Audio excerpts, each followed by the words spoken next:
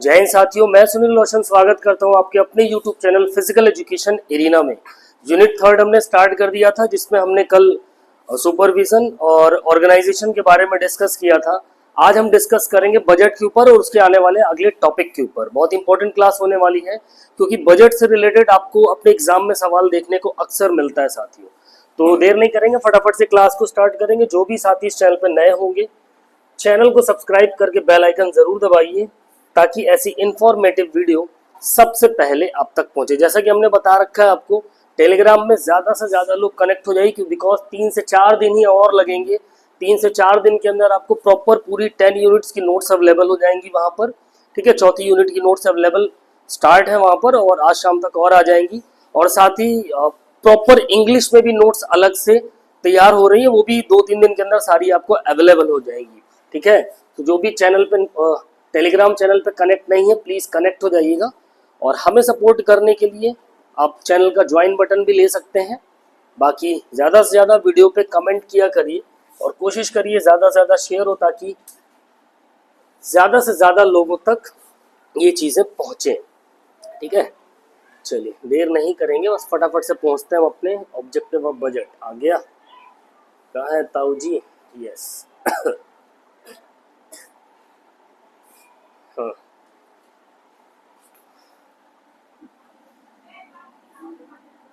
I hope visible हो। चलिए, budget in physical education. Budget एक बहुत ही महत्वपूर्ण विषय है, या कहा जाए कि बजट बहुत इंपॉर्टेंट होता है फिजिकल एजुकेशन के लिए, या किसी भी चीज के लिए। जब तक बजट नहीं है, तब तक जीवन में कोई भी चीज आज की डेट में संभव नहीं है। तो फिजिकल एजुकेशन कैसे अछूता रह सकता है? तो बात करेंगे सबसे पहले इसकी मीनिंग और अर्थ की भैया। तो क्या कह रहा है? Budget is a financial plan for specific period showing estimated income and expenditure. यानी बजट एक वित्तीय योजना है। वित्तीय योजना मतलब जहां पर पैसे का हिसाब किताब रखा जाता हो, चीजें खर्च की जाती हो, खरीदी पैसा खर्च किया जाता हो, उसके बदले कुछ लिया जाता हो। तो एक प्रकार की वित्तीय योजना है, जो निश्चित समय अवधि के लिए आय और व्यय का एक अनुमान कराती है, एक एनालिसिस करवाती है ना। यही है सिंपल सा अर्थ के बजट का। ठीक है, इन फिजिकल एजुकेशन, ये शारीरिक शिक्षा में क्या उपयोग में आता है या क्या हेल्प करता है? In physical education it helps in planning, organising and controlling financial aspects of sports and activities. यानी फिजिकल एजुकेशन की जो स्पोर्ट्स और अदर एक्टिविटीज क्रियाएं होती हैं, उसमें उनकी प्लानिंग करने के लिए, उनको ऑर्गेनाइज करने के लिए, जैसे फॉर एग्जांपल टूर्नामेंट वगैरह को ऑर्गेनाइज करने के लिए, साथ ही फाइनेंशियल एस्पेक्ट्स को कंट्रोल करने के लिए। जो भी फाइनेंशियल एस्पेक्ट्स मींस जो भी पैसा वगैरह है, पूंजी है, उसको कंट्रोल करने के लिए। ठीक है, शारीरिक शिक्षा में या खेल कार्यक्रमों और गतिविधियों के वित्तीय पहलुओं की योजना, संगठन और नियंत्रण में क्या करता है भैया? बजट हेल्प करता है, सहायता करता है। ठीक है, बात करेंगे इसकी नीड्स और इंपॉर्टेंट की भैया। आवश्यकता और महत्व की अगर हम बात करें, तो सबसे पहली चीज आती है ensure proper use of financial resources. यानी वित्तीय संसाधनों का सही उपयोग क्या करता है? सुनिश्चित किया जाता है इसके अंतर्गत। ठीक है, ये सुनिश्चित करता है बजट की भैया, जो भी वित्तीय संसाधन है हमारे, जहां पर खर्चा होने वाला है, उनका सही उपयोग हो रहा है कि नहीं हो रहा है, ये कौन निश्चित करता है?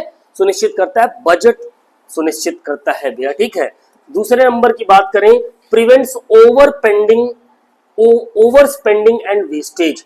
अनावश्यक खर्च और अपव्यय को क्या करता है भैया? ये रोकने का काम करता है बजट, इसलिए बहुत इंपॉर्टेंट हो जाता है।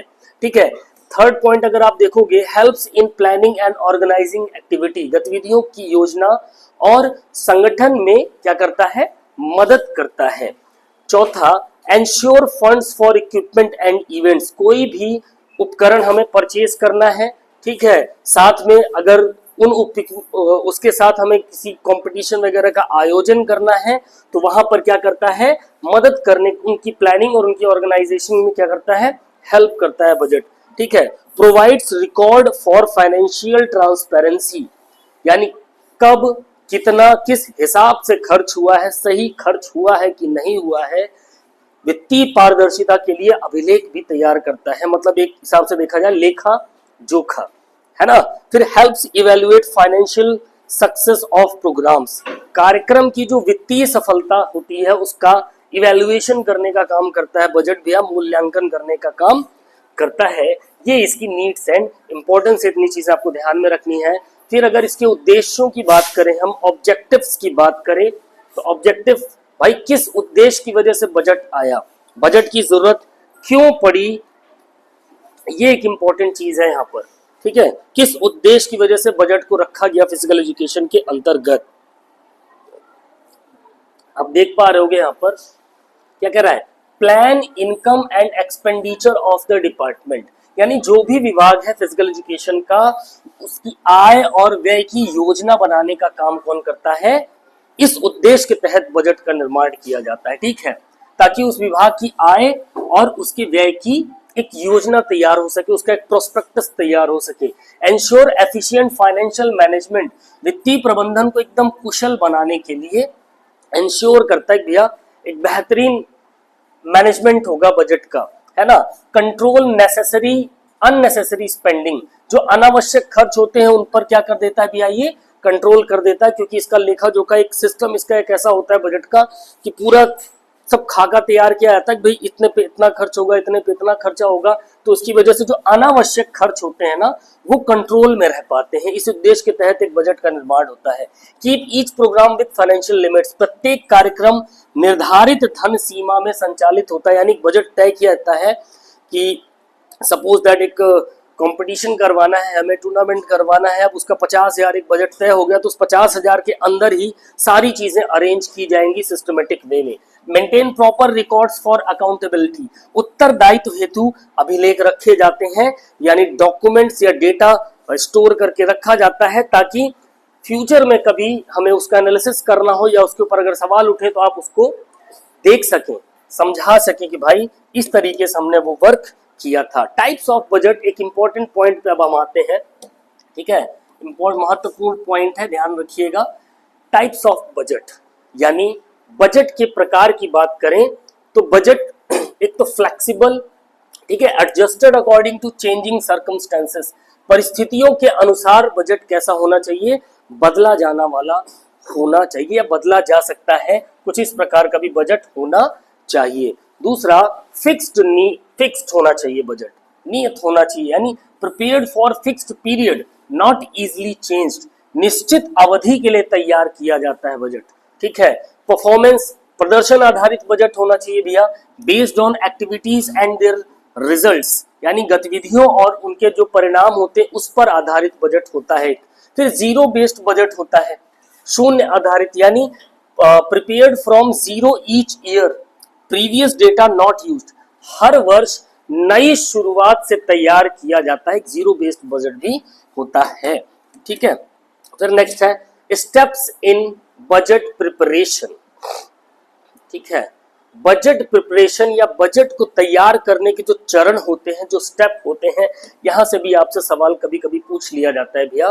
तो पहली चीज स्टडी प्रीवियस बजट, पहला कि भैया बजट बनाने से पहले हमें क्या करना पड़ेगा, जो पुराना बजट था उससे पहले हमें क्या करना पड़ेगा, उसको देखना पड़ेगा, उसको समझना पड़ेगा, थोड़ा पढ़ना पड़ेगा, उसमें क्या क्या चीजें अच्छी थी, क्या कमियां थी, उसी साथ तब जब हम उसका अध्ययन करेंगे, एनालिसिस करेंगे तभी पता चलेगा। फिर दूसरा डिटरमाइन ऑब्जेक्टिव्स, उस बजट के उद्देश्य को जो भी हम बना रहे हैं भैया उसका उद्देश्य निर्धारित होना चाहिए, ठीक है। एस्टिमेट इनकम, आय का एक अनुमान होना चाहिए। फिर एस्टिमेट एक्सपेंडिचर, व्यय का भी अनुमान होना चाहिए, भैया पैसा आ कहां से रहा है उसका अनुमान होना चाहिए, कितना पैसा आएगा, फिर कितना जाएगा इसका भी अनुमान हो, मतलब आ रहा है 10,000 जा रहा है 50,000, तो बाकी 40,000 कहां से आया, तो आय का भी अनुमान होना चाहिए और व्यय का भी अनुमान होना चाहिए। फिर ड्राफ्ट द बजट, फिर इसके बाद बजट का प्रारूप तैयार किया जाता है। ये चरण है भैया, ठीक है, इंपॉर्टेंट पॉइंट है, ये चरण आपको रिमेंबर रखने हैं। ड्राफ्ट बनने के बाद क्या होता है, approval from the head committee, जो भी हेड कमेटी होगी उस संस्था की या उस ऑर्गेनाइजेशन की, वो क्या करेगी, स्वीकृति, उनसे स्वीकृति प्राप्त करनी पड़ेगी, बजट को पेश करेंगे, है ना, जैसे संसद वगैरह में होता है, बजट पे चर्चा होती, कुछ वैसे ही टाइप का देख लो। इम्प्लीमेंटेशन एज पर प्लान, फिर योजना के अनुसार धन का क्या किया जाएगा, जब वो बजट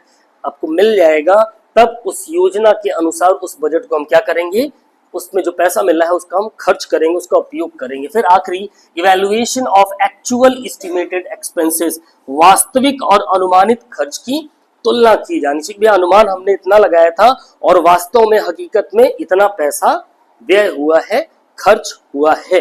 ठीक है, तो ये चरण थे भी आपके स्टेप के, 8 चरण आपको रिमेंबर रखने हैं।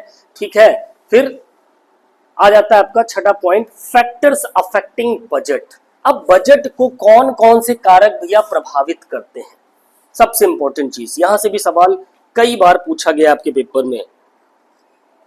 तो बजट को प्रभावित करने वाले कारक की बात करें तो पहला आता है भैया साइज ऑफ इंस्टीट्यूशन, है ना, यानी जो भी संस्थान है उसका आकार क्या है ना, कितनी बड़ी वो ऑर्गेनाइजेशन है, कितनी बड़ी वो संस्था है, तो उसके हिसाब से बजट ना तय होगा।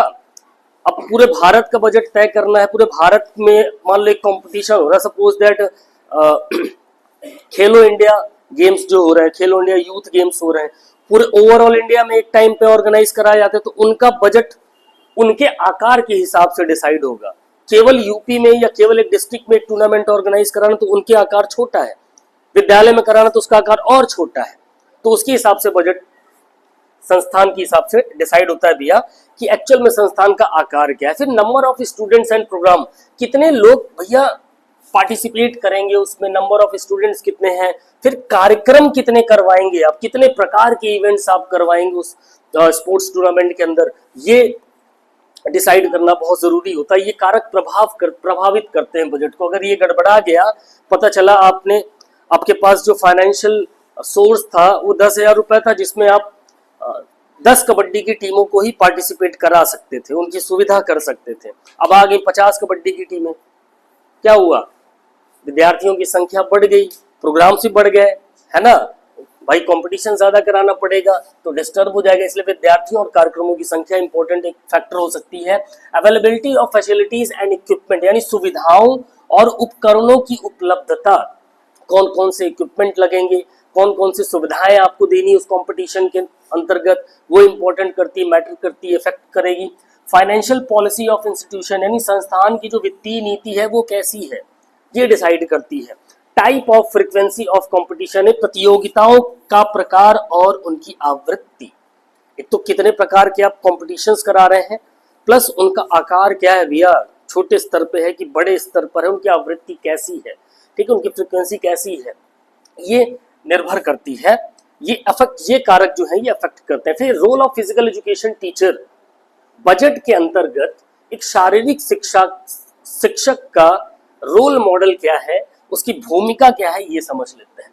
प्रिपेयर बजट प्रपोजल्स, ठीक है, बजट प्रस्ताव तैयार करना, यानी फिजिकल एजुकेशन टीचर उसके विद्यालय में, उसके ऑर्गेनाइजेशन कैंपस के अंदर अगर फिजिकल एजुकेशन से रिलेटेड कोई टूर्नामेंट, कोई कंपटीशन, कोई इवेंट ऑर्गेनाइज किया जाता है तो उसमें इनकी बहुत बड़ी भूमिका होती है। बजट का प्रस्ताव उनको तैयार करना पड़ता है। Keep record of income and expenditure, उनको आय और व्यय का अभिलेख भी रखना पड़ता है। Ensure proper use of funds, यानी धन का उचित उपयोग हो, यह भी वही सुनिश्चित करते हैं। सबमिट रिपोर्ट्स टू अथॉरिटीज, अधिकारियों को रिपोर्ट प्रस्तुत करने का काम होता है। Suggest ways to reduce unnecessary cost, यानी अनावश्यक खर्च को कम करने का सुझाव देना पड़ता है। Budget in physical education top 20 bilingual MCQs पे हम आ जाते हैं। तो बजट में मोटा मोटा आपको यही चीज नंबर रखते हैं, फिजिकल एजुकेशन टीचर का क्या रोल मॉडल है उसमें, ठीक है, क्या भूमिका है भैया, है ना, और टाइप्स ऑफ बजट क्या हो गया, कौन से कारक हैं, कौन से फैक्टर्स हैं जो बजट को अफेक्ट करते हैं, मीनिंग हो गई। तो इतनी छोटी सी चीजें इसमें थी जो आपको रिमेंबर रखनी है। अब हम चलते हैं क्वेश्चन आंसर की तरफ। पहला प्रश्न आपके सामने आ रहा है, ध्यान से पढ़ेंगे सवाल को। क्या कह रहा है पहला question, the term budget in physical education refers to, शारीरिक शिक्षा में बजट शब्द का अर्थ क्या है भैया, टाइम शेड्यूल फॉर एक्टिविटीज, गतिविधियों की समय सारणी, financial plan showing income and expenditure, आय और व्यय दर्शाने वाली वित्तीय योजना, लिस्ट ऑफ स्पोर्ट्स मटेरियल, खेल सामग्री की सूची या फिर रिपोर्ट ऑफ कंपटीशन, प्रतियोगिताओं की रिपोर्ट? बताओ भैया, फटाफट सभी के जवाब आने चाहिए। क्या हो जाएगा सही जवाब? जी बिल्कुल। Financial plan showing income and expenditure, budget क्या है भैया? आय और व्यय को दर्शाने वाली एक वित्तीय योजना होती है, यानी ऑप्शन बी के साथ अगर आप गए हैं यहाँ पर तो आप बिल्कुल करेक्ट होंगे। अगले सवाल की बात करेंगे। नेक्स्ट क्वेश्चन क्या कह रहा है आपसे? क्वेश्चन नंबर 2, दूसरा सवाल, which of the following ensures proper utilisation of financial resources? निम्न में से कौन वित्तीय संसाधनों के उचित उपयोग को सुनिश्चित करता है भैया? एक ऑर्गेनाइजेशन, संगठन, बजट, मूल्यांकन, इवैल्यूएशन या फिर प्लानिंग योजना, यानी वह कौन है इनमें से जो वित्तीय संसाधनों का सही तरीके से उपयोग हो सके उसको सुनिश्चित करता है? कौन सुनिश्चित करता है भैया? बिल्कुल, एक बजट ही वो चीज है जो वित्तीय संसाधनों का उचित उपयोग क्या करता है? सुनिश्चित करता है। ऑप्शन बी के साथ अगर आप हैं तो आप बिल्कुल सही है। नेक्स्ट क्वेश्चन नंबर 3 क्या कह रहा है भैया? The main purpose of budgeting in physical education is, शारीरिक शिक्षा में बजट बनाने का मुख्य उद्देश्य क्या है? To improve performance, to manage financial resources effectively, वित्तीय संसाधनों का कुशल प्रबंधन करना, to conduct competitions only, to purchase expensive equipments, महंगे इक्विपमेंट्स खरीदना। क्या होगा सही जवाब? बिल्कुल ऑप्शन बी के साथ अगर आप गए हैं, to manage financial resources effectively, वित्तीय संसाधनों का कुशल प्रबंधन करना बजट का क्या है भैया? मुख्य उद्देश्य होता है। अगले सवाल की बात अगर हम करें, चौथा प्रश्न आपसे क्या कह रहा है? Which of the following budget can be modified according to circumstances, यानी निम्नलिखित में से कौन सा बजट परिस्थितियों के अनुसार बदला जा सकता है? परिस्थितियों के अनुसार कौन सा बजट बदला जाएगा? किस प्रकार का? Fixed budget, flexible budget, performance budget या फिर जीरो बेस्ड बजट? बताओ भैया क्या होगा? अब किसी को चेंज करना है, दूसरी स्थिति में लाना है, तो जाहिर सी बात वो कैसा होना चाहिए? लचीला होना चाहिए, फ्लेक्सिबल होना चाहिए। यानी कि ऑप्शन बी, जो फ्लेक्सिबल बजट होते हैं उनको परिस्थितियों के अनुसार हम क्या कर सकते हैं? उनमें चेंजेस कर सकते हैं। ठीक है, नेक्स्ट क्वेश्चन नंबर 5 की बात करेंगे। पांचवा प्रश्न आपसे क्या कह रहा है प्यारे साथियों? A budget prepared every year from zero basic is called, zero base is called, हर वर्ष शून्य आधार से तैयार बजट किए जाने वाला बजट कहलाता है क्या? जीरो बेस्ड बजट, शून्य आधारित बजट, परफॉर्मेंस बजट, प्रदर्शन आधारित बजट, फ्लेक्सिबल बजट या फिर नियत बजट, फिक्स्ड बजट? ठीक है, तो शून्य आधार से तैयार किया जाने वाला बजट क्या कहलाता है भैया? बिल्कुल ऑप्शन ए के साथ अगर आप गए, जीरो बेस्ड बजट, शून्य आधारित बजट कहलाता है। छठा प्रश्न आपसे क्या कह रहा है? The first step in budget preparation इस, जो बजट के 8 चरण बताए थे आपको, उसमें से पहला चरण कौन सा है भैया? एस्टिमेटिंग एक्सपेंडिचर, व्यय का अनुमान लगाना, स्टडिंग प्रीवियस बजट, पूर्व बजट का अध्ययन करना, गेटिंग अप्रूवल, स्वीकृति प्राप्त करना या फिर योजना लागू करना, implementing the plan of budget? क्या होगा सही जवाब? सभी के जवाब फटाफट से, बहुत ही अच्छा सवाल है, पीछे पढ़ा हमने। बिल्कुल भैया, पूर्व बजट, जो पुराना बजट है उसका क्या करना पड़ेगा? अध्ययन करना पड़ेगा, एनालिसिस करना पड़ेगा। ठीक है, स्टडी करनी पड़ेगी उसकी। सातवां प्रश्न आपसे क्या कह रहा है? Question number 7, the last step of budget preparation process is, पहला तो हो गया चलो पूर्व जो बजट था उसका एनालिसिस कर लिया, अब आखिरी चरण क्या होगा? अंतिम चरण क्या होगा बजट तैयार करने की प्रक्रिया का? इम्प्लीमेंटेशन, कार्यान्वयन करना, इवैल्यूएशन, मूल्यांकन, स्वीकृति या फिर अनुमान करना? बताओ भैया। क्वेश्चन नंबर 7 एक इंपॉर्टेंट क्वेश्चन, क्या होगा सही जवाब? बिल्कुल इवैल्यूएशन, सबसे आखिरी प्रक्रिया होगी जो इवैल्यूएशन होगी, मूल्यांकन होगी। ऑप्शन बी के साथ अगर आप गए तो आप बिल्कुल सही होंगे। नेक्स्ट क्वेश्चन नंबर 8, आठवां प्रश्न आपकी स्क्रीन पे है, क्या कह रहा है? Which type of budget is based on activities and there result, कौन सा बजट है भैया वह जो गतिविधियों और उनके परिणामों पर आधारित होता है? Flexible budget, fixed budget, performance budget, zero based budget? गतिविधियों और उनके परिणामों पर आधारित बजट कौन सा है इनमें से? बिल्कुल परफॉर्मेंस बेस्ड जो बजट होता है, प्रदर्शन आधारित, वह गतिविधियों और उनके परिणामों पर आधारित होता है। ऑप्शन सी के साथ अगर आप गए हैं तो आप बिल्कुल सही है। 9वां प्रश्न आपसे कह रहा है one of the objective of budget is, budget का इनमें से एक उद्देश्य कौन सा है भैया? टू इंक्रीज डिसिप्लिन, अनुशासन को बढ़ाना, टू कंट्रोल अननेसेसरी एक्सपेंडिचर, अनावश्यक खर्च पर नियंत्रण रखना, टू इम्प्रूव अटेंडेंस, उपस्थिति को इम्प्रूव करना, टू कंडक्ट मीटिंग्स, मीटिंग्स वगैरह को कंडक्ट करना। बताओ भैया 9वें प्रश्न का सही जवाब क्या हो जाएगा? बिल्कुल टू कंट्रोल अननेसेसरी एक्सपेंडिचर, अनावश्यक खर्च पर नियंत्रण रखना बजट का यहाँ पर एक उद्देश्य हो सकता है।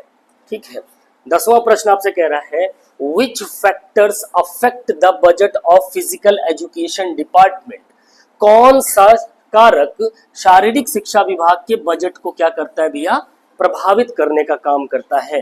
वेदर यानी कि मौसम प्रभावित करता है, प्रतियोगिताओं का प्रकार, अनुशासन डिसिप्लिन, या फिर टीचर्स एज, एक शिक्षक की आयु, type of competitions, whether student discipline and teachers age. तो which one is the correct answer of question number 10? सभी के जवाब आंसर फटाफट से, क्या होगा सही जवाब? बिल्कुल टाइप ऑफ कॉम्पिटिशंस, प्रतियोगिताओं का प्रकार जो है भैया वो बजट को क्या कर सकता है? अफेक्ट कर सकता है, प्रभावित कर सकता है। अगले सवाल की बात करेंगे, 11वां प्रश्न है। 11th क्वेश्चन आपसे क्या कह रहा है? Who prepares the budget proposal in physical education, शारीरिक शिक्षा में बजट का प्रस्ताव कौन तैयार करता है भैया? प्रिंसिपल, प्रधानाचार्य, शारीरिक शिक्षा शिक्षक, फिजिकल एजुकेशन टीचर, अकाउंटेंट एक लेखाकार, या फिर गेम्स कैप्टन खेल का कप्तान, कौन तैयार करता है? बिल्कुल एक physical education teacher. Option B के साथ अगर आप गए तो आप बिल्कुल सही होंगे। क्या काम करते हैं? बजट का प्रारूप या प्रस्ताव तैयार करने का काम करते हैं भैया। 12वां प्रश्न आपसे क्या कह रहा है? 12th क्वेश्चन देखो, keeping records of income and expenditure is the responsibility of, यानी आय और व्यय का अभिलेख रखना किसकी जिम्मेदारी है? एक लिपिक जो क्लर्क होता है वह, एक फिजिकल एजुकेशन टीचर, शारीरिक शिक्षा शिक्षक, स्टूडेंट्स यानी कि विद्यार्थी, या फिर प्रिंसिपल प्रधानाचार्य, कौन रखता है? बिल्कुल यहाँ पर आय और व्यय का भी जो लेखा जोखा होगा कौन रखेगा? फिजिकल एजुकेशन टीचर तैयार करेगा उसका। ठीक है, शारीरिक शिक्षा शिक्षक। 13वां प्रश्न क्या कह रहा है? 13th question, which principle of budgeting prevents wastage of funds, कौन सा बजट सिद्धांत धन के अपव्यय को रोकता है? बजट का वह कौन सा प्रिंसिपल है, सिद्धांत है जो पैसा फालतू में खर्च ना हो उसको रोकने का काम करता है? ट्रांसपेरेंसी, पारदर्शिता, फ्लेक्सिबिलिटी लचीलापन, कंट्रोल नियंत्रण, या फिर सरलता सिंप्लिसिटी, कौन करता है? बिल्कुल ऑप्शन सी के साथ अगर आप गए कंट्रोल तो बिल्कुल सही है, नियंत्रण। नेक्स्ट पॉइंट की बात करेंगे, 15वां question, sorry 14, the budget provides transparency by, budget पारदर्शिता प्रदान करता है मेंटेनिंग रिकॉर्ड्स, अभिलेख रखने से, कंडक्टिंग मीटिंग, मीटिंग करने से, रिड्यूसिंग पार्टिसिपेशन, सहभागिता को क्या करना? कम करना, डिलेइंग अप्रूवल, अप्रूवल को अप्रूवल में देरी करना। बताओ भैया बजट पारदर्शिता इसमें से कौन सी होगी? बिल्कुल ऑप्शन ए के साथ गएंगे, अभिलेख रखने से। ठीक है, जब उसका डेटा रहेगा तभी तो पारदर्शी होगा, नहीं पता कैसे चलेगा कितना खर्चा किया गया था। Next, a well planned budget helps in, एक सुव्यवस्थित बजट मदद करता है किसमें? ऑर्गेनाइजिंग इवेंट स्मूथली, कार्यक्रम के सुचारू आयोजन में, इंक्रीजिंग स्ट्रेस, तनाव को बढ़ाने में, रिड्यूसिंग कोऑपरेशन, आपस में तालमेल को कम करने में, या फिर अवॉइडिंग इवैल्यूएशन, मूल्यांकन को अवॉइड करने पे। क्या होगा सही जवाब? बिल्कुल ऑप्शन ए के साथ अगर आप गए, ऑर्गेनाइजिंग इवेंट स्मूथली, जो भी कार्यक्रम होंगे उनको सुचारू रूप से आयोजित करने में। ठीक है, नेक्स्ट क्वेश्चन नंबर 16, 16वां प्रश्न आपसे क्या कह रहा है? Which of the following is not a step in budget preparation, निम्नलिखित में से कौन बजट तैयार करने का चरण नहीं है? Estimation of expenditure, approval, recruitment of players, खिलाड़ियों की भर्ती, या इम्प्लीमेंटेशन। बजट तैयार करने का चरण कौन सा नहीं है? अब भैया एक्सपेंडिचर का एस्टिमेट तो करना ही पड़ेगा, कितना भैया खर्चा वर्चा आएगा, अप्रूवल भी लेना पड़ेगा बजट में, इम्प्लीमेंटेशन भी करना पड़ेगा उस पर। यहाँ पूछ रहा है नहीं है तो खिलाड़ियों की भर्ती थोड़ी ना करता है बजट, यानी कि ऑप्शन सी के साथ अगर आप गए हैं तो आप बिल्कुल सही है। नेक्स्ट क्वेश्चन की बात करेंगे, 17वां प्रश्न, zero based budget starts from, जो शून्य आधारित बजट होता है उसकी शुरुआत होती है लास्ट ईयर डेटा से, पिछले वर्ष के आंकड़ों से, जीरो बेस शून्य आधार से, इनकम रिकॉर्ड से, आय के अभिलेखों से, या फिर रिपोर्ट्स, स्पोर्ट्स परफॉर्मेंस रिपोर्ट से भी। बताओ क्या होगा 17वें प्रश्न का सही जवाब? बिल्कुल जीरो बेस, शून्य आधार से। शून्य आधारित बजट की शुरुआत है शून्य आधार से होगा, मतलब एकदम जीरो से शुरू होगा, पिछला अगला कुछ नहीं, एकदम नए सिरे से। विच of the following ensures accountability in financial management? निम्नलिखित में कौन वित्तीय प्रबंधन में उत्तरदायित्व सुनिश्चित करता है भैया? रिकॉर्ड मेंटेनेंस, अभिलेख संधारण, मोटिवेशन, कंपटीशन, सुपरविजन। ठीक है, जो भी रिकॉर्ड है उसको मेंटेन करना, मोटिवेशन, कंपटीशन, सुपरविजन। ठीक है, कौन वित्तीय प्रबंधन में उत्तरदायित्व सुनिश्चित करेगा भैया? बिल्कुल जो आपके रिकॉर्ड होंगे उनको मेंटेन करना। ठीक है, ऑप्शन ए के साथ अगर आप गए तो आप बिल्कुल सही है। नेक्स्ट क्वेश्चन कह रहा है 19वां प्रश्न, the frequency and type of competition affect, यानी प्रतियोगिताओं की आवृत्ति और प्रकार प्रभाव डालते हैं किस पर? बजट रिक्वायरमेंट में। हाँ हाँ दीदी, ठीक है, ठीक, आवृत्ति और प्रकार प्रभाव डालते हैं बजट की रिक्वायरमेंट में, यानी जो बजट है उसकी आवश्यकता पर, टीचर्स की सैलरी पर, शिक्षकों के वेतन पर, स्टूडेंट्स ग्रेड पर, विद्यार्थियों के अंकों पर, या फिर टीचिंग मेथड पर, शिक्षण विधि पर। बताओ 19th क्वेश्चन का सही जवाब क्या हो जाएगा? बिल्कुल बजट रिक्वायरमेंट की बात होगी। ठीक है, प्रतियोगिताओं की आवृत्ति और प्रकार जो है वो बजट की आवश्यकताओं पर क्या कर सकते हैं? प्रभाव डालेंगे। ठीक है, नेक्स्ट क्वेश्चन नंबर 20, निम्नलिखित में से कौन एक अच्छे बजट की विशेषता है भैया? Which of the following is a feature of good budget? Inflexibility, कठोरता कह सकते हैं, या लचीलापन ना होना, सिंप्लिसिटी एंड क्लैरिटी, सरलता और स्पष्टता, सीक्रेसी, गोपनीयता, या फिर कॉम्प्लेक्सिटी, जटिलता। अच्छे बजट की विशेषता क्या होगी? कि भैया वो सिंपल भी हो और एकदम क्लियर भी हो, समझ में आना चाहिए लोगों को, सरलता और स्पष्टता। तो ये थे टॉप 20 क्वेश्चन आपके बजट से रिलेटेड। ठीक है, नेक्स्ट टॉपिक हमारा आएगा, या प्रवचन लिखा है, इट इज प्रशासन।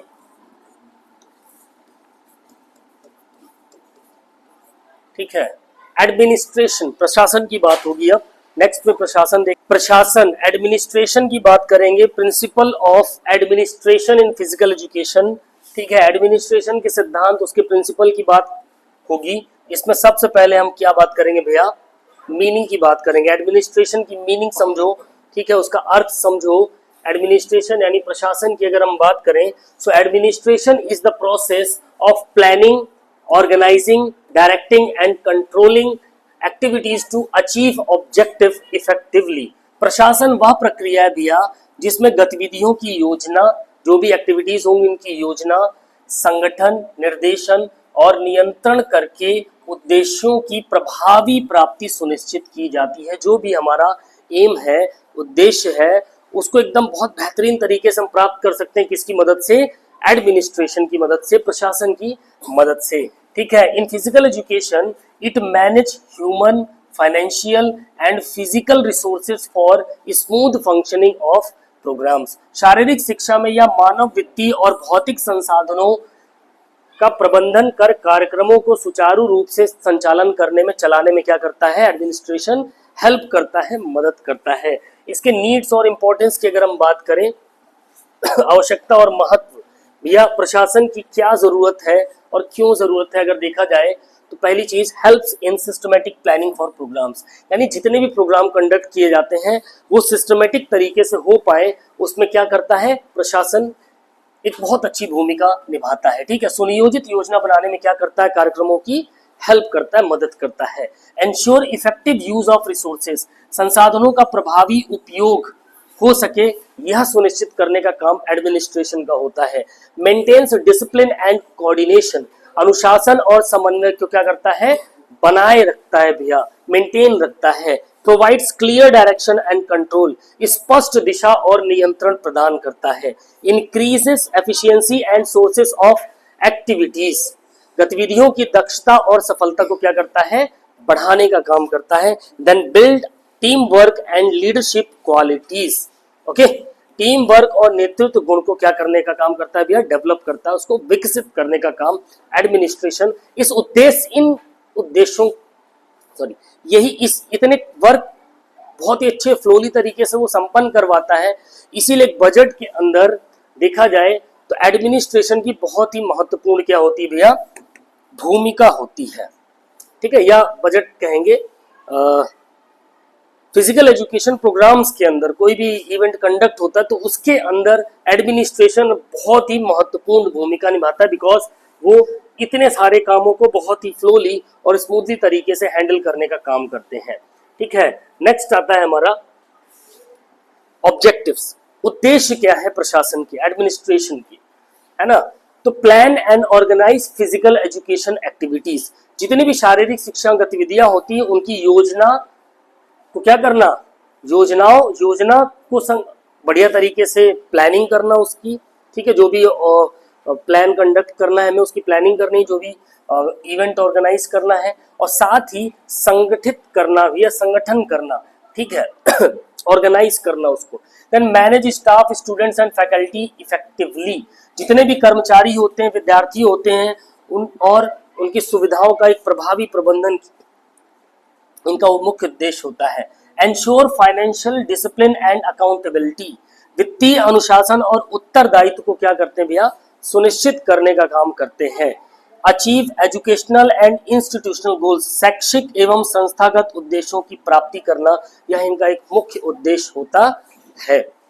फिर evaluate and improve performance of programmes, कार्यक्रमों के प्रदर्शन का मूल्यांकन, अगर उसमें कुछ कमी रह गई है तो उनमें सुधार करने का काम भी प्रशासन का होता है, एडमिनिस्ट्रेशन का होता है। ये आपको रिमेंबर रखना है, ये इसके कुछ इंपॉर्टेंट ऑब्जेक्टिव्स थे, उद्देश्य थे। अब बात करते हैं हम प्रिंसिपल्स की, ठीक है। यहां से सवाल आपसे पूछे जा सकते हैं, ठीक है, इंपॉर्टेंट पॉइंट है। प्रशासन के सिद्धांत की बात करेंगे, प्रिंसिपल्स ऑफ एडमिनिस्ट्रेशन की अगर हम बात करें तो यूनिटी ऑफ कमांड सबसे पहली चीज आपको यह रिमेंबर रखना है। पहला प्रिंसिपल क्या कहता है, आदेश की एकता। Each employ receives order from one superior, यानी प्रत्येक कर्मचारी केवल एक वरिष्ठ से आदेश प्राप्त करेगा।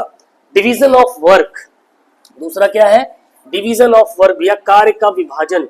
Work divided according to abilities and qualifications, कार्य को उसकी जो भी कर रहे हैं उनकी योग्यता और उनकी क्षमता के अनुसार से डिवाइड करना, बांटना होता है, ठीक है। कोऑर्डिनेशन की बात करें, समन्वय की, तो proper harmony among all departments and individuals, सभी विभागों और व्यक्तियों में उचित तालमेल बनाना, ठीक है। फिर अथॉरिटी एंड रिस्पॉन्सिबिलिटी, अधिकार एवं उत्तरदायित्व। Leaders have authority to command and responsibility for outcomes, नेताओं को आदेश, यानी जो लीडर्स होते हैं को आदेश देने का अधिकार और परिणाम की जिम्मेदारी, ठीक है। फिर प्लानिंग आ जाती है, योजनाबद्धता। Activities planned in advance for smooth functioning, गतिविधियों को अग्रिम योजना के साथ आगे लाना, ठीक है। फिर फ्लेक्सिबिलिटी, ठीक है। एडमिनिस्ट्रेशन एडजस्टेबल टू चेंजेस, यानी प्रशासन परिवर्तनों के अनुसार अनुकूल भी होना चाहिए भैया, एडजस्टेबल भी होना चाहिए। सिंप्लिसिटी होनी चाहिए। Administrative structure clear and simple, जो भी आपका प्रशासनीय ढांचा होगा वो स्पष्ट और सरल होना चाहिए। कंटिन्यूटी, निरंतरता। एडमिनिस्ट्रेशन इज कंटिन्यूस, प्रशासन एक सतत प्रक्रिया के दौरान होता है, ठीक है। एफिशिएंसी, दक्षता की बात करें, resources used optimally for best results, संसाधनों का अधिकतम उपयोग किया जा सके, ठीक है। फिर ट्रांसपेरेंसी, पारदर्शिता। Every decision and transaction open and justifiable, ठीक है। निर्णय और वित्तीय प्रक्रिया कैसी होनी चाहिए, पारदर्शी होनी चाहिए भैया, ट्रांसपेरेंट होनी चाहिए। तो इतने प्रिंसिपल से होकर गुजरता है आपका एडमिनिस्ट्रेशन। अब बात करते हैं इसके फंक्शंस की, अगर इसके प्रशासन के कार्य की, तो पहला काम क्या होता है भैया, योजना बनाने का काम करते हैं ये, ठीक है। क्या करते हैं, कार्यक्रम और उनकी गतिविधियों की रूपरेखा को तैयार करते हैं, डिजाइनिंग प्रोग्राम्स एंड एक्टिविटीज, ठीक है। फिर ऑर्गेनाइजिंग करना, संगठित करना, संगठन करना, arranging staff, equipments and facilities, कर्मचारियों, उपकरण और जितनी भी सुविधाएं हैं उनकी बेहतरीन तरीके से व्यवस्था करना, उनको संगठित करना, एक जगह करना, निर्देशन करना भैया, डायरेक्टिंग करना, प्रोवाइडिंग इंस्ट्रक्शंस एंड मोटिवेशन, ठीक है। प्रशासन का काम होता है कि वह निर्देश दे और साथ ही साथ जो भी कर्मचारी उस वर्क को करने में लगे हुए हैं उनको मोटिवेट भी करें, उनको प्रेरणा भी दे। कंट्रोलिंग नियंत्रण करना, मॉनिटरिंग एंड इवैल्यूएटिंग परफॉर्मेंस कार्यों की निगरानी और उनका इवैल्यूएशन मूल्यांकन करना, ये आपके एडमिनिस्ट्रेशन का, प्रशासन का कार्य है भैया। ठीक है, फिर आ जाते हैं रिपोर्टिंग की। एक टॉपिक इसमें बचा है रिपोर्टिंग। ठीक है, मेंटेनिंग रिकॉर्ड्स एंड रिपोर्ट्स, अभिलेख और रिपोर्ट को तैयार करना, ये भी प्रशासन के काम में आता है। फिर आ जाते हैं qualities of a good administrator. ठीक है, यहां से सवाल आपसे कई बार पूछे गए हैं एग्जाम में।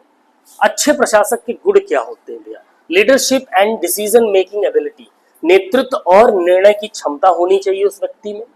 Knowledge of rules and organisation, जो भी संस्था है और संगठन है उनको नियमों का ज्ञान होना चाहिए वहां के। ठीक है, कम्युनिकेशन एंड इंटरपर्सनल स्किल्स, संप्रेषण और अंतर व्यक्तित्व का कौशल होना चाहिए उनके अंदर। ईमानदार और निष्पक्ष होना चाहिए, जो भी एडमिनिस्ट्रेटर होगा वो ऑनेस्ट और इम्पार्शियलिटी उसमें होनी चाहिए, पार्शियलिटी नहीं होनी चाहिए। पेशेंस एंड रिस्पॉन्सिबिलिटी, भैया धैर्य और उत्तरदायित्व तो बहुत होना चाहिए। ठीक है, सो ये एक qualities of a good administrator. ठीक है, एक अच्छे प्रशासक के गुण हो गए। Role of physical education administrator, अगर एक शारीरिक शिक्षा का प्रशासक है, एडमिनिस्ट्रेटर है, तो उसकी क्या भूमिका होगी भैया, हमें ये समझना है। ठीक है, so plan and conduct sports programme, वो खेल कार्यक्रमों की योजना और संचालन करेगा। ठीक है, कार्य और जिम्मेदारियों को बांटेगा कर्मचारियों में। ठीक है, एलोकेट्स ड्यूटी एंड रिस्पॉन्सिबिलिटीज, कर्मचारियों और विद्यार्थियों की निगरानी भी रखेगा कि ढंग से वर्क हो रहा है कि नहीं, इंप्लीमेंटेशन हो रहा है कि नहीं। Supervise staff and students, then अनुशासन और व्यवस्था को बनाए रखने का काम भी उसी का है। Maintain discipline and order, ensure safety and welfare participation, यानी कि प्रतिभागियों की सुरक्षा और कल्याण को सुनिश्चित करने का भी काम किसका होता है, फिजिकल एजुकेशन एडमिनिस्ट्रेटर का होता है। और अब हम आ जाते हैं अपने क्वेश्चंस के ऊपर। एडमिनिस्ट्रेशन के क्वेश्चंस की बात करेंगे भैया। ठीक है, 20 क्वेश्चन सॉल्व करेंगे इसी क्लास में फटाफट से। अभी एक सिंपल क्वेश्चन आपको जस्ट एज लाइक रिवीजन के तौर पे मैंने दे रखे हैं, फिर लास्ट में इसका कंप्लीट यूनिट थर्ड की पूरा 150-200 क्वेश्चन का एक मैराथन करवा देंगे, जिसमें टिपिकल क्वेश्चन भी आएंगे, सारे क्वेश्चन आएंगे, रिवीजन बेहतरीन हो जाएगा, उसके लिए बेफिक्र रहिएगा। ठीक है, पहला सवाल क्या कह रहा है आपसे, administration in physical education primarily deals with, शारीरिक शिक्षा में प्रशासन मुख्यतः किससे संबंधित होता है भैया? ओनली टीचिंग मेथड से, केवल शिक्षण विधियों से। ठीक है, managing human financial and physical resources, मानव वित्तीय एवं भौतिक संसाधनों के प्रबंधन से। कंडक्टिंग ओनली कॉम्पिटिशंस, केवल प्रतियोगिताओं के आयोजन से, या फिर मनोवैज्ञानिक मार्गदर्शन से, साइकोलॉजिकल गाइडेंस से। फटाफट से बताएंगे पहले प्रश्न का सही जवाब क्या होगा। बिल्कुल ऑप्शन बी के साथ अगर आप गए, managing human financial and physical resources, मानव वित्तीय एवं भौतिक संसाधनों के प्रबंधन से संबंधित होता है मुख्य रूप से administration in physical education. Okay,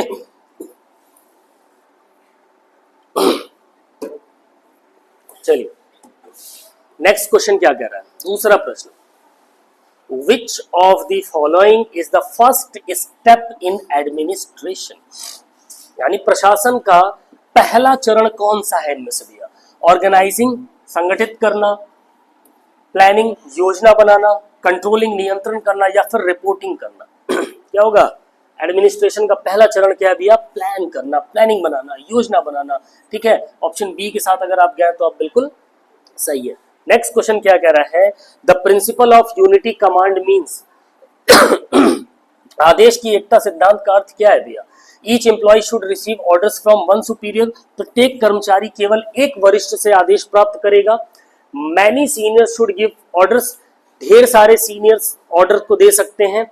everyone should command and each other, सभी लोग सभी को निर्देश कर सकते हैं, आदेश कर सकते हैं। Order should come from different department, या दूसरे डिपार्टमेंट से ऑर्डर आ सकता है। बताओ भैया तीसरे प्रश्न का सही जवाब क्या होगा? बिल्कुल, प्रत्येक कर्मचारी केवल एक वरिष्ठ से आदेश प्राप्त कर सकता है। ये आदेश की एकता का सिद्धांत है, the principle of unity command, unity of command. Next question number 4, चौथा प्रश्न आपसे क्या कह रहा है प्यारे साथियों, division of work in administration ensures, यानी प्रशासन में जो कार्य का विभाजन होगा वह सुनिश्चित करता है क्या? ओवरलैपिंग ऑफ ड्यूटीज, कार्यों का दोहराव, स्पेशलाइजेशन एंड एफिशिएंसी, विशेषज्ञता और दक्षता, डिले इन वर्क, कार्य में विलंब, या फिर कंफ्यूजन अमंग स्टाफ, कर्मचारियों में भ्रम। बताओ भैया, प्रशासन में कार्य का विभाजन सुनिश्चित करता है, क्या सुनिश्चित करता है? बिल्कुल स्पेशलाइजेशन एंड एफिशिएंसी, विशेषज्ञता और दक्षता को सुनिश्चित करता है क्या? कार्य का विभाजन एडमिनिस्ट्रेशन के अंतर्गत। ठीक है, नेक्स्ट है क्वेश्चन नंबर 5। क्या कह रहा है? The process of guiding and motivating staff towards objective is known as, यानी कर्मचारियों के उद्देश्यों की ओर मार्गदर्शन और प्रेरित करने की प्रक्रिया कहलाती है क्या?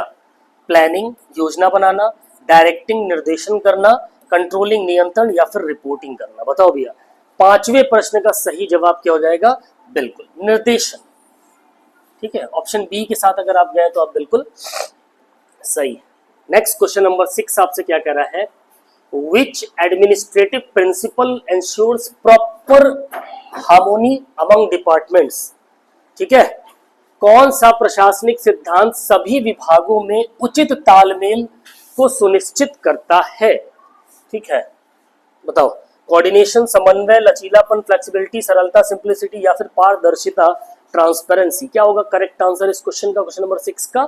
बिल्कुल कोऑर्डिनेशन, समन्वय। समन्वय जो है, समन्वय का जो सिद्धांत है भैया, वो सभी विभागों में उचित तालमेल को क्या करता है? सुनिश्चित करने का काम करता है। 7वां प्रश्न आपसे कह रहा है the principle of authority and responsibility implies. ठीक है, अधिकार एवं उत्तरदायित्व के सिद्धांत का तात्पर्य है क्या? Leader has power without accountability, leader has both authority and responsibility, नेता के पास अधिकार और उत्तरदायित्व दोनों होते हैं। Responsibility without authority, no delegation of work. क्या होगा सही जवाब? अधिकार एवं उत्तरदायित्व का जो सिद्धांत होता है उसमें नेता के पास अधिकार और उत्तरदायित्व क्या होते हैं भैया? दोनों होते हैं। Leader has both authority and responsibility, option B is correct. Now next question is question number 8। 8वां प्रश्न आपसे क्या कह रहा है भैया? Which of the following is not a function of administration. निम्नलिखित में से कौन सा प्रशासन का कार्य नहीं है? प्लानिंग करना, कंट्रोलिंग, ऑर्गेनाइजिंग, या फिर एक्सरसाइजिंग, व्यायाम करना। क्या नहीं है भाई? एक प्रशासन प्लान भी करेगा, कंट्रोल भी करेगा, ऑर्गेनाइजिंग करेगा, बैठ के एक्सरसाइज थोड़ी करेगा, वो तो उसका पर्सनल मैटर है। ठीक है, ऑप्शन डी यहाँ पर करेक्ट आंसर हो जाएगा। ठीक है, नेक्स्ट क्वेश्चन है क्वेश्चन नंबर 9।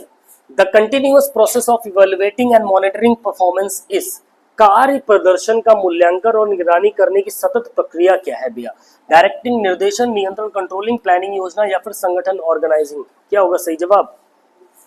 कार्य का प्रदर्शन और मूल्यांकन और निगरानी करने की सतत प्रक्रिया क्या कहलाती है भैया? इट इज कॉल्ड कंट्रोलिंग, नियंत्रण करना। Option B is the correct answer. Now next question number 10। 10वां सवाल क्या कह रहा है भैया? Which administrative principle emphasizes adjusting to changes? कौन सा प्रशासनिक सिद्धांत परिवर्तनों के अनुसार अनुकूलन पर बल देता है भैया? ठीक है, कोऑर्डिनेशन, समन्वय, फ्लेक्सिबिलिटी, लचीलापन, कंटिन्यूटी, निरंतरता, या फिर सिंप्लिसिटी, सरलता। क्वेश्चन नंबर 10 का करेक्ट आंसर क्या हो जाएगा? बिल्कुल फ्लेक्सिबिलिटी, ऑप्शन बी यहाँ पर आपका करेक्ट आंसर हो जाएगा। ठीक है, अगले सवाल पे चले। 11वां प्रश्न आपसे क्या कह रहा है भैया? 11th question. Transparency in administration means. Okay, प्रशासन में पारदर्शिता का अर्थ है कीपिंग डिसीजंस कॉन्फिडेंशियल, निर्णयों को गोपनीय रखना। Keeping every decision and transaction open, सभी निर्णय और लेन देन को खुला रखना। ठीक है, इन्वॉल्विंग ओनली टॉप ऑफिशियल्स, केवल उच्च अधिकारियों को इन्वॉल्व करना। इग्नोरिंग अकाउंटेबिलिटी, पारदर्शिता को मतलब इग्नोर कर देना टाइप का। ठीक है, बताओ भैया 11वें प्रश्न का सही जवाब क्या हो जाएगा? सभी निर्णय और लेन देन को खुला रखना भैया। Keeping every decision and transaction open. ठीक है, 12वें प्रश्न की अगर हम बात करें, 12th क्वेश्चन आपसे क्या कह रहा है? Question number 12।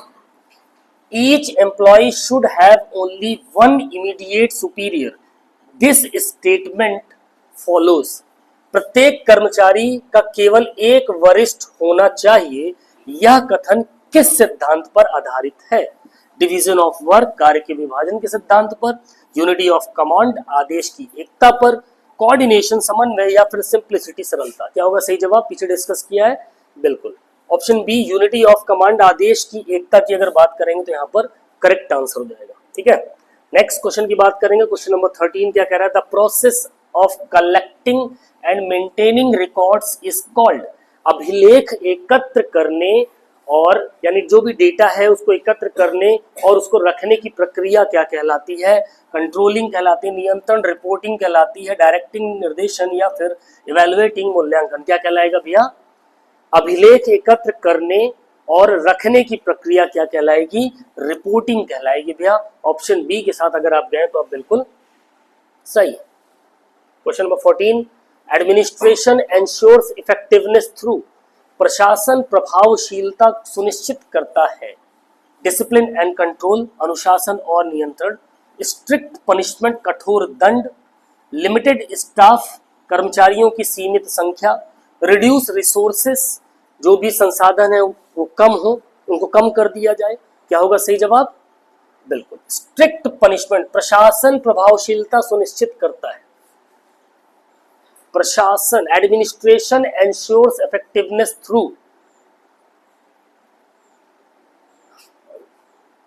ऑप्शन ए सही होना चाहिए इसका। डिसिप्लिन एंड कंट्रोल, अनुशासन और नियंत्रण। ठीक है, 15वां प्रश्न क्या कह रहा है? एन एडमिनिस्ट्रेटर शुड बी, एक प्रशासक को होना चाहिए कैसा? बायस्ड एंड इम्पेटेंट, पक्षपाती और अधीर होना चाहिए, ऑनेस्ट एंड इम्पार्शियल, ईमानदार और निष्पक्ष, ठीक है, फियरफुल एंड साइलेंट, ठीक है, डर से भरा हुआ और शांत, या फिर अग्रेसिव एंड रूड, एकदम खतरनाक, खून खोलने वाला। क्या होगा सही जवाब?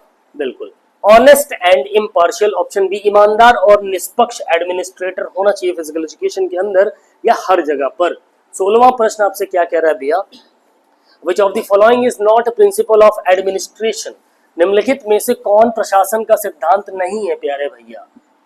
Unity of command, division of work, favouritism, पक्षपात, या फिर कोऑर्डिनेशन। क्या नहीं है? बिल्कुल पक्षपात नहीं है। ऑप्शन सी यहाँ पर अगर आप इसके साथ गए हैं तो आप बिल्कुल सही हैं। और नेक्स्ट क्वेश्चन नंबर 17 क्या कह रहा है? एडमिनिस्ट्रेशन हेल्प्स इन डेवलपिंग, प्रशासन मदद करता है भैया किसमें? Team work and leadership qualities पर, ठीक है, लेजीनेस पर, एकदम आलस से भरपूर, नेग्लिजेंस पर, या फिर आइसोलेशन पर। क्या होगा सही जवाब? बिल्कुल क्या होगा? टीम वर्क और नेतृत्व गुण को विकसित करने के लिए क्या करता है प्रशासन? एडमिनिस्ट्रेशन हेल्प करता है भैया।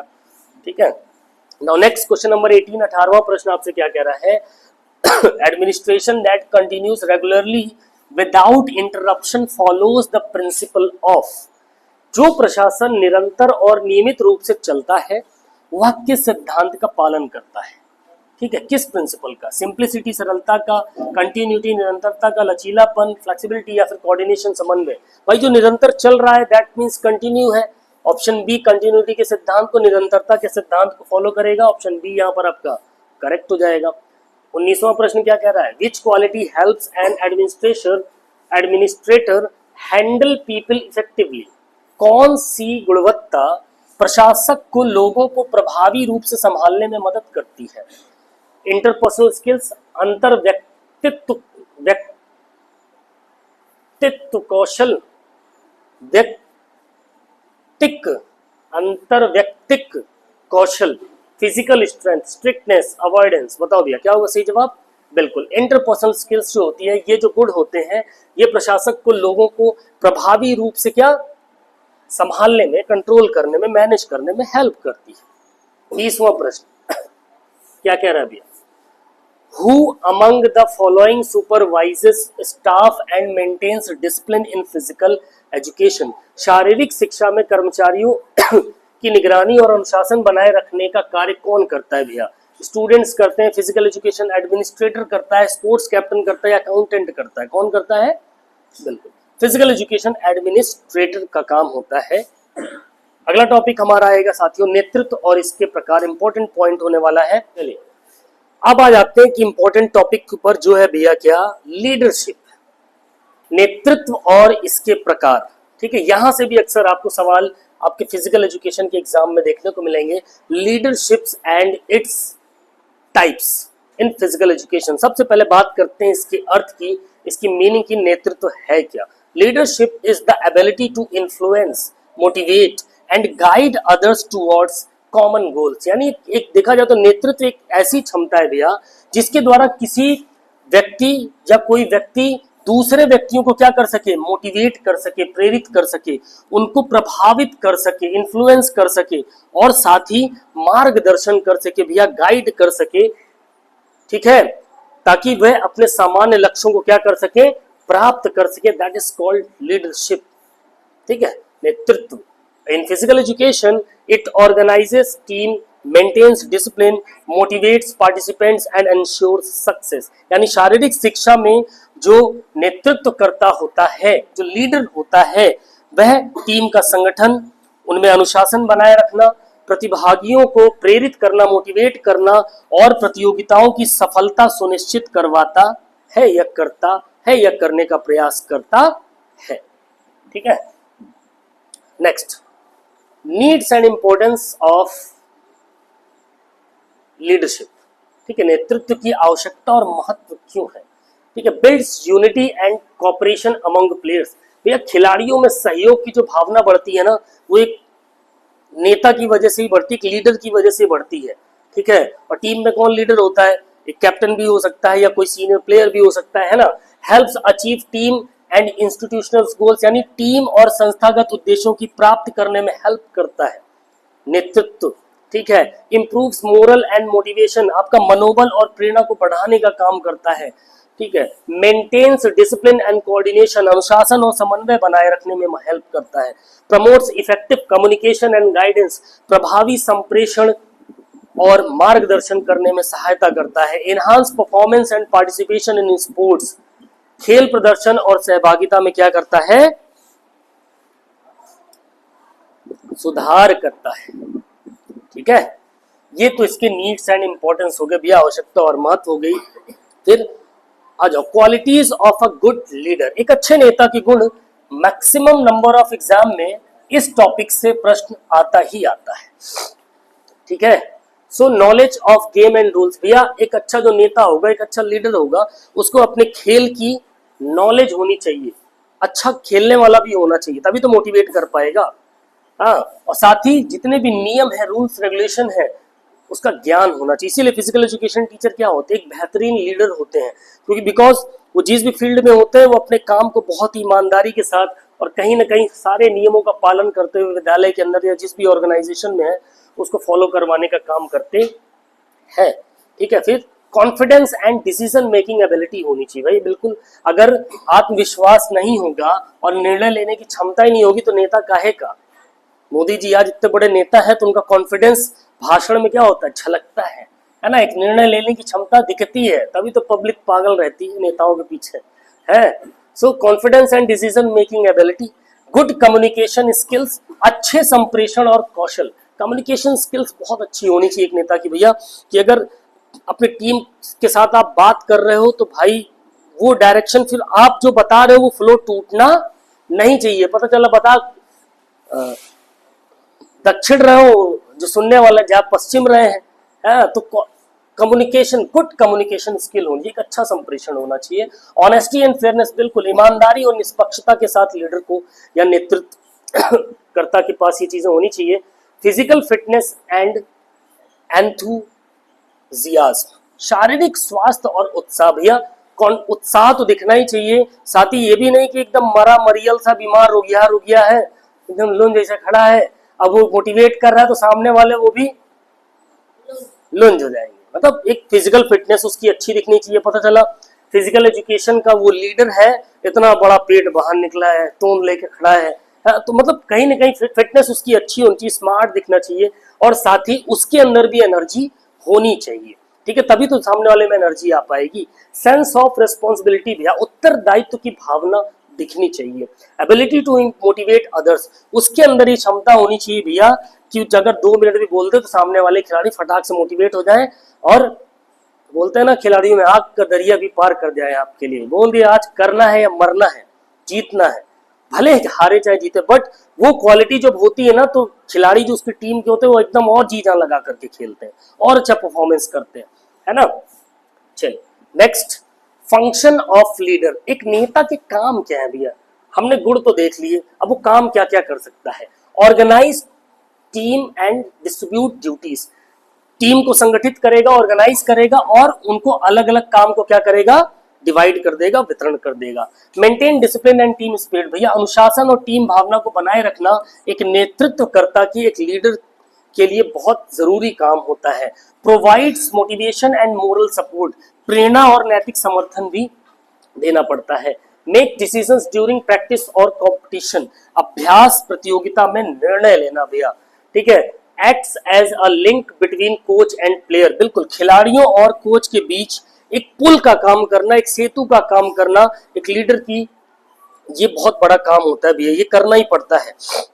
Sets examples through personal conduct, व्यक्तिगत व्यवहार से आदर्श प्रस्तुत करना, अपनी क्वालिटीज को इस प्रकार से एक्सप्रेस करता है एक लीडर अपने कोच के सामने, अपने स्पोर्ट्स पर्सन, अपने खिलाड़ियों के सामने, टीम मेंबर्स के सामने, जिससे क्या हो सके भाई एक एग्जाम्पल सेट हो गया, यार मेरा नेता तो बड़ा तगड़ा है, हमारा कैप्टन बहुत दमदार है, जब वो खेलता है, जब वो समझाता है तो वो चीज दिखनी चाहिए, है ना। चलिए नेक्स्ट, टाइप्स ऑफ लीडरशिप, नेतृत्व के प्रकार की बात करेंगे भैया, ठीक है। टाइप्स ऑफ लीडरशिप में अगर हम चले तो सबसे पहला आता है सत्तात्मक, ऑटोक्रेटिक, ठीक है। इसमें क्या होता है, इसमें जो भी नेता होता है वो सारे निर्णय खुद लेता है भैया, मैं ही राजा हूं, मैं जो बोलूंगा वही होगा, मैं कैप्टन हूं, मैं जो कही दे हूं वही होई, 2-3 स्टंप नहीं लगेगा, आज एक स्टंप पे खेलेंगे निर्णय स्वयं लेगा, अनुशासन और नियंत्रण पर जोर देता, थोड़ा स्ट्रिक्ट टाइप का होता है, जो वो बोलेगा वही होना चाहिए, है ना। Leaders makes all decisions independently, focus on discipline and control, suitable for beginners, ऐसा मतलब अगर लीडरशिप का प्रकार हम देखें तो ये शुरुआती दौर के लिए अच्छा होता है, ठीक है। शॉर्ट टर्म गोल्स के लिए भी अच्छा होता है, नव शिक्षु और अल्पकालिक लक्ष्य के लिए। Example, coach giving direct instruction, जो कोच होता है वो भी एक प्रकार का लीडर होता है, डायरेक्ट इंस्ट्रक्शन देता है। शुरू में जब आप भी कॉलेज गए होंगे बीपी करने, बीपेड करने, तो स्टार्टिंग में कुछ ज्यादा ही लगता है यार, इतना स्ट्रिक्ट, सुबह 4 बजे ग्राउंड पहुंच जाओ, पता चला 20-20 चक्कर 400 मीटर ट्रैक के ठंडी में लगवा रहे हैं, जबरदस्ती एक्सरसाइज करवा रहे हैं। लेकिन फिर क्या होता है, बिगिनिंग के लिए जरूरी है ना, ताकि वो फ्लो, जो बिगिनर्स होते हैं ना उनके अंदर वो डिसिप्लिन, वो कंट्रोलिंग पावर आ जाए, वो स्टेबिलिटी आ जाए, उसके बाद तो फिर सब कुछ फ्लेक्सिबल हो जाता है। फिर डेमोक्रेटिक टाइप यानी लोकतांत्रिक नेतृत्व की अगर हम बात करें तो इसमें क्या होता है भैया, नेता टीम को निर्णय में शामिल करता है, जो भी निर्णय लेता है उसमें टीम का भी डिसीजन होता है, और सहभागिता और सहयोग को बढ़ाता है, एक दूसरे के कोऑपरेशन को बढ़ाता है ना। Leaders involves team in decision making, encourages participation and cooperation, ठीक है। Builds confidence and team work, आत्मविश्वास और टीम वर्क को विकसित करता है डेमोक्रेटिक नेतृत्व जो होता है। Example, captain taking suggestions before decision, captain अब मैच में खेलने जाने वाला है लेकिन उससे पहले वो अपनी टीम के साथ बैठकर क्या कर रहा है, डिस्कस कर रहा है, यार अगली टीम ऐसी है, आप बताओ उसको कैसे टैकल करना है। हाँ, तो जब 4 लोगों की राय मिलती तो वही डेमोक्रेटिक, जब 4 लोग मिलकर के अपनी बात को रख सकें, ठीक है, उनकी बातों को भी रखा जाए, दैट इज कॉल्ड लोकतांत्रिक डेमोक्रेटिक। और हम किस देश में रहते हैं, कैसे देश में, हम लोकतांत्रिक देश में ही रहते हैं। अगला क्या है भैया, नेतृत्व का प्रकार, लेजेस फेयर, स्वच्छंद प्रकार का नेतृत्व, ठीक है। इसमें नेता पूर्ण स्वतंत्रता दे देता है, सदस्य न्यूनतम मार्गदर्शन में कार्य करते हैं, ठीक है। Leaders provide full freedom, members works in independently with in minimal guidance, यानी कम गाइडेंस करता है जो नेता होता है, और खुली छूट होती है किनकी, टीम मेंबर्स की, खिलाड़ियों को अपने हिसाब से चीजों को चला सकते हैं। Suitable for experience and discipline teams, यानी ये किसके लिए होता है? जब अनुभवी और अनुशासित टीम हो। अभी पता चला शुरू में टीम बनाई और ये ऐसा नेतृत्व दे दिया, पता चला सब आपस में ही खेल रहे हैं, कोनो कोनो को पैर तोड़ डालिस, कोनो हाथ तोड़ डालिस, कोनो गरियावा था। लेकिन ये किसके लिए होगा? लेसेस फेयर जो होगा भैया, एक टीम परिपक्व हो चुकी है, 4-5 साल से वो टीम आपस में खेल रही है, तो जो भी नेता होगा वो जान रहा है कि टीम एकदम सेट है, वो डिसिप्लिन में रहेगी, हल्का सा थोड़ा सा गाइडेंस देगा, प्यार से खेलेंगे, काम करेंगे, ठीक है। Example senior team managing own practice, ठीक है। नाउ नेक्स्ट है स्टाइल ऑफ लीडरशिप। भैया नेतृत्व की शैलियां कौन कौन सी हैं, ठीक है। तो 3 शैलियां यहां पर आपको दिख रही है। पहली है टास्क ओरिएंटेड, इंपॉर्टेंट है, रिमेंबर रखिएगा। पहली जो शैली है, पहला जो स्टाइल है, दैट इज टास्क ओरिएंटेड, कार्य उन्मुख नेतृत्व। Focus on completing task and achieving goal. उनका फोकस होता है कि वो अपने टास्क को कंप्लीट करें और अपने लक्ष्य को क्या कर लें? प्राप्त कर लें। फिर होता है पर्सनल ओरिएंटेड यानी व्यक्ति उन्मुख, यानी focus on team relationship and motivation, ठीक है। सिचुएशनल लीडरशिप, परिस्थितिजन, adjust style based on situation, जैसी परिस्थिति उसके हिसाब से अपने नेतृत्व के स्टाइल को क्या कर लेना? बदल लेना। सपोज दैट एक कंपटीशन में आप गए हो, वहां पर सारी टीम,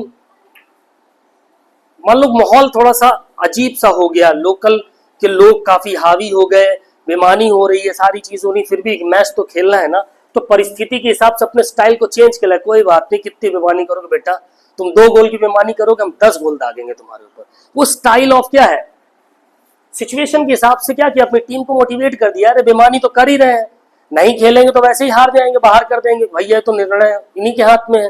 इससे बढ़िया दबा के खेल लो, ये लोग 1 गोल की बेईमानी करे, हम 10 गोल मारेंगे। तो स्टाइल क्या है? एडजस्ट हुआ वहां पर, ठीक है।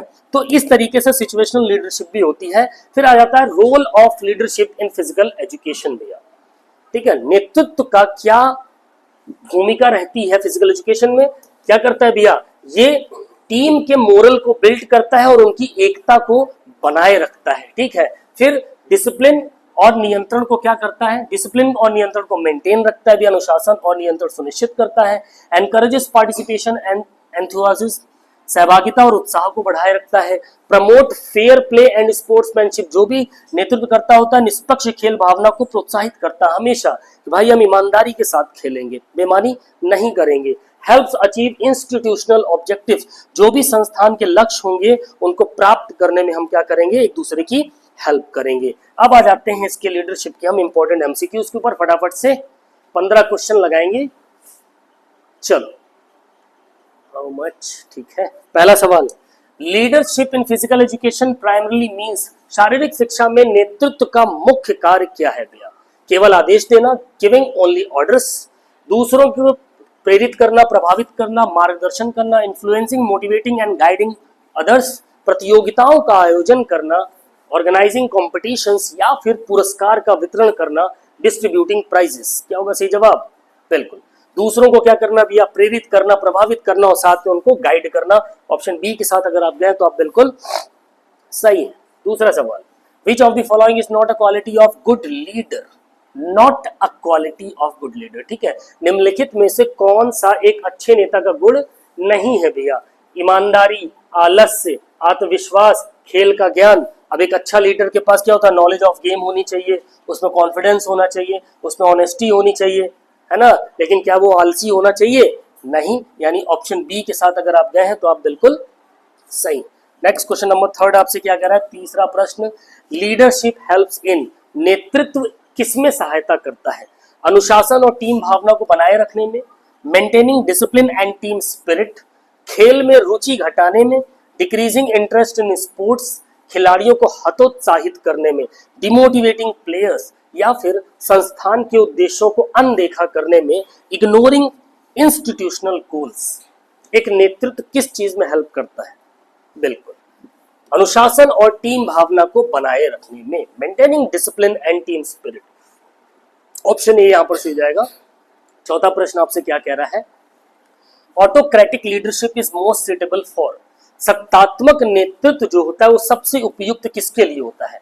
एक्सपीरियंस टीम के लिए, यानी जो बहुत अनुभवी टीम है 4 साल 5 साल उसको एक साथ खेलते हुए, वो नव शिक्षु शुरुआती खिलाड़ियों के लिए, जो बिगिनर्स होते हैं उनके लिए, लोकतांत्रिक समाज के लिए, डेमोक्रेटिक सोसाइटी के लिए, या फिर अत्यधिक रचनात्मक समूहों के लिए, हाईली क्रिएटिव ग्रुप्स होते हैं उनके लिए। बताओ ये सत्तात्मक नेतृत्व जो होता है सबसे किसके लिए उपयुक्त होता है? बिल्कुल जो भी बिगिनर्स होते हैं, एकदम नए खिलाड़ी होते हैं, नए ट्रेनिंग होते हैं, उनके लिए इंपॉर्टेंट होता है। ठीक है, चलिए 5वां प्रश्न, क्वेश्चन नंबर 5। एक लोकतांत्रिक नेता, ए डेमोक्रेटिक लीडर क्या होता है?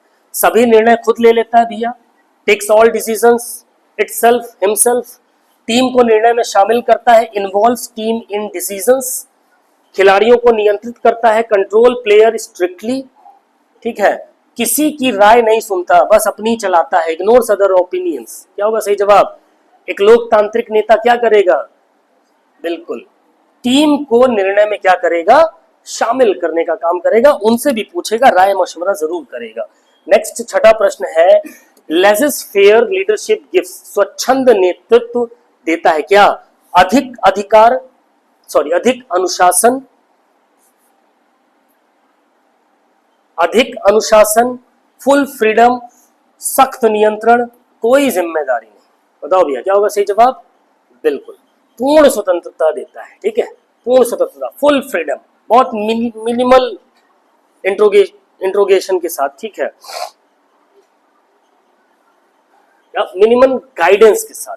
7वां प्रश्न, which leadership type is best disciplined and experience team, कौन सा नेतृत्व प्रकार अनुशासित और अनुभवी टीमों के लिए सबसे अच्छा होता है भैया? Autocratic, democratic, laissez faire, situational. बताओ क्वेश्चन नंबर 7 का करेक्ट आंसर क्या होगा? एक अनुशासित और अनुभवी टीम के लिए बिल्कुल ऑप्शन सी, लेजिस फेयर। ठीक है, लेजिस फेयर, स्वच्छंद। नेक्स्ट क्वेश्चन 8वां, which of the following is a function of a leader in physical education, निम्नलिखित में कौन सा शारीरिक शिक्षा में एक नेता का कार्य है? अनुशासन और टीम भावना को बनाए रखना, ठीक है, टीम को हतोत्साहित करना, डिस्करेजिंग द टीम, उपकरण छिपाना, हाइडिंग इक्विपमेंट्स, प्रतियोगिता से बचना, अवॉइडिंग कॉम्पिटिशंस। क्या है नेता का कार्य? अनुशासन और टीम भावना को क्या करना? बनाए रखना, maintaining discipline and team spirit. Now 9th question is, which leadership style focuses mainly on completing task, कौन सी नेतृत्व शैली मुख्य रूप से केवल कार्य पूरा करने पर केंद्रित होती है? पर्सनल, पर्सन ओरिएंटेड, व्यक्ति उन्मुख, टास्क ओरिएंटेड, कार्य उन्मुख, सिचुएशनल, परिस्थिति जन, या फिर लोकतांत्रिक। क्या होगा सही जवाब? बिल्कुल टास्क ओरिएंटेड। ठीक है, कार्य उन्मुख। 10वां प्रश्न क्या कह रहा है भैया? The leader who adjust his style according to the situation follows, जो नेता परिस्थिति के अनुसार अपनी शैली बदलता है वह अनुसरण करता है किसका? सिचुएशनल लीडरशिप का, परिस्थितिजन नेतृत्व का, डेमोक्रेटिक लीडरशिप का, टास्क ओरिएंटेड लीडरशिप, या फिर लेजिस फेयर। इसका करता है सिचुएशनल लीडरशिप, परिस्थिति जन्य नेतृत्व का अनुसरण करता है।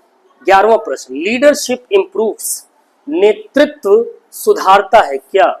अनुशासन और मनोबल, डिसिप्लिन एंड मोरल, प्रतियोगिता में भ्रम, कंफ्यूजन इन कंपटीशन, असहयोग और विवाद, डिसयूनिटी एंड डिस्प्यूट्स, या फिर समय की बर्बादी, वेस्टेज ऑफ टाइम। क्या सुधारता है नेतृत्व? बिल्कुल डिसिप्लिन और मोरल। ठीक है, अनुशासन और मनोबल। 12वां प्रश्न, leader acts as a link between coach and player refers to, नेता कोच और खिलाड़ियों के बीच एक पुल का काम करता है, एक सेतु का काम करता है, तो वह किस भूमिका को दर्शाता है भैया? फंक्शन ऑफ लीडर, वो एक नेता का काम है। टाइप ऑफ लीडरशिप, एक नेतृत्व का प्रकार है। प्रिंसिपल ऑफ लीडरशिप, ये एक प्रकार का नेतृत्व का सिद्धांत है, या फिर ये एक नेतृत्व की शैली है। बताओ, कोच और खिलाड़ियों के बीच एक पुल का काम करना किस भूमिका को दिखाता है भैया? ये it's a function of a leader, ये एक नेता का क्या है? कार्य है भैया। ठीक है, नेक्स्ट क्वेश्चन की बात करेंगे। अगला सवाल क्वेश्चन नंबर 13 जो कह रहा है आपसे, the main focus of person oriented leadership is, व्यक्ति उन्मुख नेतृत्व का मुख्य ध्यान होता है कार्य को पूरा करना, ठीक है, कंप्लीटिंग द टास्क, टीम संबंध और प्रेरणा, टीम रिलेशनशिप एंड मोटिवेशन, नियम लागू करना, एनफोर्सिंग रूल्स एंड निर्णय लेना, टेकिंग डिसीजंस। क्या होगा क्वेश्चन नंबर 13 का सही जवाब भैया? बिल्कुल, टीम संबंध और प्रेरणा। व्यक्ति उन्मुख नेतृत्व का मुख्य ध्यान होता है टीम रिलेशनशिप और मोटिवेशन के ऊपर। 14वें प्रश्न की तरफ चले तो कह रहा है which leadership style promotes participation and cooperation. कौन सा नेतृत्व प्रकार सहभागिता और सहयोग को बढ़ावा देता है? Autocratic, democratic, laissez faire, task oriented. बताओ भैया, सत्तात्मक, लोकतांत्रिक, स्वच्छंद और कार्य उन्मुख। क्या होगा सही जवाब? डेमोक्रेटिक। ठीक है, सहभागिता और सहयोग की भावना को बढ़ाता है। 15वां सवाल आपसे क्या कह रहा है भैया? The role of leadership in physical education includes. शारीरिक शिक्षा में नेतृत्व की भूमिका शामिल है निष्पक्ष खेल भावना को प्रोत्साहित करने में, प्रमोटिंग फेयर प्ले, खिलाड़ियों में असहमति बढ़ाने में, इंक्रीजिंग डिस्प्यूट्स, अनुशासन को नजरअंदाज करने में, ठीक है, इग्नोरिंग डिसिप्लिन,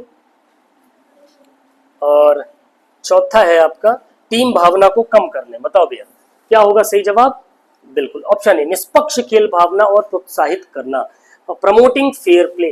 ठीक है, फेयर प्ले को प्रमोट करना और मोटिवेट करना। ठीक है, सो ये थे हमारे क्वेश्चंस, है ना। टॉप 15 क्वेश्चन हमने इसके भी देख लिए, नेतृत्व के भी देख लिए, लीडरशिप के भी देख लिए। अब एक इंपॉर्टेंट महत्वपूर्ण बात, जैसा कि मैंने आपको बता दिया है कि हमारा जो टेलीग्राम ग्रुप है या जिसको आप टेलीग्राम चैनल भी कह सकते हो भैया, ठीक है, यहाँ पर आपको LT ग्रेड की, ठीक है, GS की सारी नोट्स अवेलेबल है। ओके, सारी GS की नोट्स अवेलेबल है। फिजिकल एजुकेशन में चौथा यूनिट चल रहा है, 3 से 4 दिन के अंदर सारी यूनिट 10 की 10 यूनिट्स की बेहतरीन नोट्स, यहाँ की जो PDFs है वो, ये सारी चीजें अवेलेबल होंगी। ठीक है, ओके, साथ ही साथ और भी इंपॉर्टेंट बहुत से स्टडी मटेरियल है जो वहां पर अवेलेबल है। कुछ नहीं करना है, सिंपल सा आपको सामने स्क्रीन पे ये जो नंबर आपको दिख रहा है इस पे व्हाट्सएप पर सिर्फ ज्वाइन लिखकर भेज दीजिएगा, मैसेज ज्वाइन। ओके, देन आपको प्रोसेस भेज दिया जाएगा। बहुत ही सिंपल सा प्रोसेस है, कुछ नहीं करना है। ठीक है, समझ लीजिए एक हिसाब से फ्री चल रहा है। बस इस चैनल को सपोर्ट करने के लिए, हमारे फिजिकल एजुकेशन एरिना को सपोर्ट करने के लिए जो भी आप पेमेंट करेंगे वो कुछ भी हो सकती है हमारी मेहनत के अनुरूप। जो आप एक आंकड़ा लगाना चाहते हैं कि आपको लगता है कि हाँ सर को इतना तो सपोर्ट करने के लिए करना चाहिए, सो वो पेमेंट करके आप हमारे साथ कनेक्ट हो सकते हैं और सारा स्टडी मटेरियल आपके लिए खुला हुआ है। ठीक है, चलिए, आई होप आज की क्लास आपको बेटर लगी होगी, अच्छी लगी होगी। सो मिलते हैं अपनी नेक्स्ट क्लास में, नेक्स्ट वीडियो में। तब तक के लिए बाय बाय, टेक केयर, जय हिंद, वंदे मातरम, फिजिकल एजुकेशन जिंदाबाद।